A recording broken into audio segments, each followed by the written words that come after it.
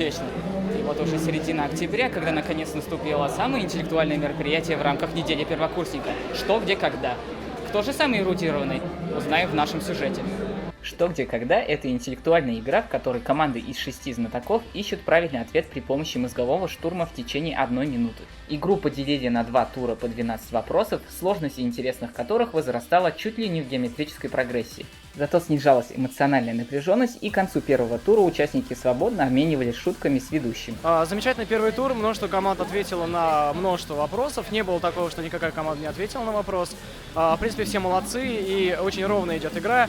Какие-то команды отвечают на гуманитарные вопросы, какие-то команды отвечают на точные вопросы. В общем, нету ни явного лидера, ни явного аутсайдера. Какой сложный вопрос самый тебе запомнился? Сложный вопрос, даже так не скажу. Ну, вообще, они все достаточно простые, но сложные вопросы те, которые кажутся самыми простыми.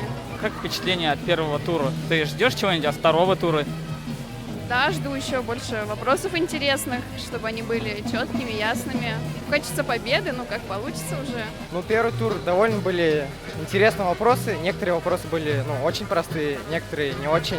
Ответили на половину примерно вопросов тура. Я думаю, второй тур будет более сложным, чтобы уже определить, какие команды войдут в тройку лидеров. Ты хочешь остаться в «Что, где, когда» и почему? Да, хочу. Сама идея таких мероприятий мне импонирует. После нескольких удачных и тщетных попыток стали известны результаты соревнований знатоков.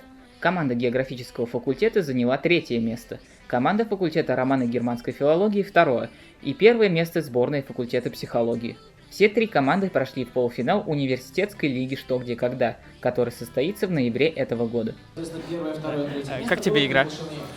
Мне игра очень понравилась. Здесь собрались очень эрудированные ребята, у которых очень интересные варианты ответов.